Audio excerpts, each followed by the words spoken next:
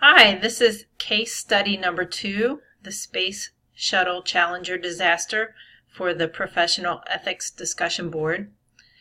You may not have heard of this, the Space Shuttle Challenger disaster, since it most likely happened before you were born. However, it had massive implications in NASA and the space program funding for decades. I will read the events from a website that led up to the disaster, including some supporting technical information, and the meeting where the decision is made to go ahead with the launch. The link to this is actually in our online discussion board if you would prefer to go and look at it. The source that I'm going to read is written by Roger M. Boisjoli, who was a former Morton Thiokol engineer and worked on the Space Shuttle Challenger and was present and involved in the decision making on the day that the disaster happened. So going to his website, I will first read the abstract by Roger Boisjoli, former Morton Thiokol engineer. A background summary of important events leading to the Challenger disaster will be presented starting with January 1985, plus the specifics of the telecon meeting held the night prior to the launch, at which the attempt was made to stop the launch by the Morton Thiokol engineers.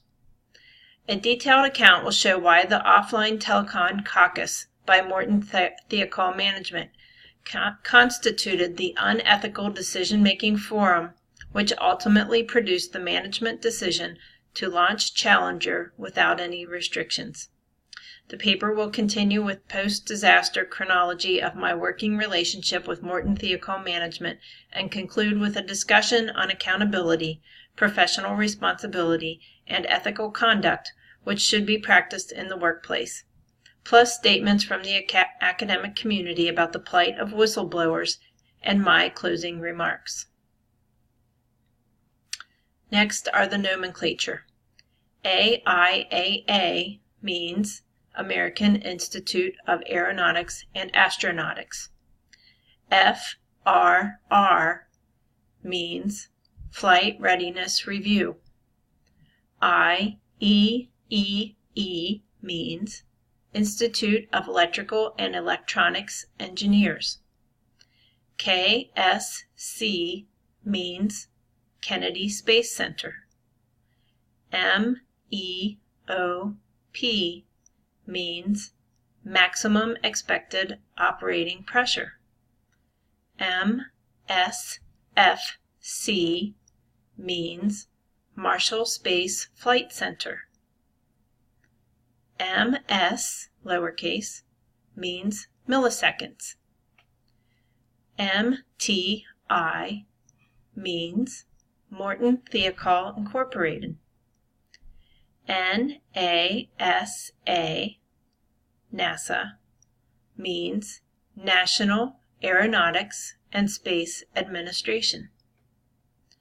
SAE means Society of Automotive Engineers. SRM means Solid Rocket Motor. The introduction. You may have already concluded that the Challenger disaster was the result of only the decisions made during the evening prior to and the day of the launch. As a senior engineer involved with the SRMs since July 1980, and specifically with the joints since 1981, I can make the following statements from personal observations. The SRM program at MTI was suffering from the lack of proper original development work, and some may argue that sufficient funds or schedule were not available, and that may be so. But MTI contracted for that condition.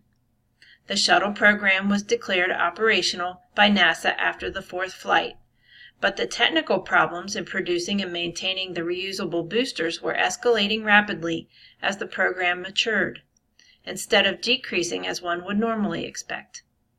Many opportunities were available to structure the workforce for corrective action, but the MTI management style would not let anything compete or interfere with the production and shipping of boosters. The result was a program which gave the appearance of being controlled while actually collapsing from within due to excessive technical and manufacturing problems as time increased. This paper starts with January 1985, which was the period of gross escalation of joint seal problems, and continues with specific events that should have signaled either stopping the flights or, as a minimum, changing the launch commit criteria to prevent launching below 53 degrees Fahrenheit, 12 degrees Celsius. Figure 1 shows the SRM joint configuration for purposes of this discussion. All dimensions are in inches with SI units for nominals given in the supplementary table. The first O-ring to seal internal hot gases is called the primary seal, while the other is termed the secondary seal. There are 177 load-carrying pins plus 3 locating pins for assembly clocking. Pressurization of the motor to 1004 psi, 6.92 times 10 to the 6th pascals, causes the gap dimension to increase 0.042 inches, 1.07 millimeters.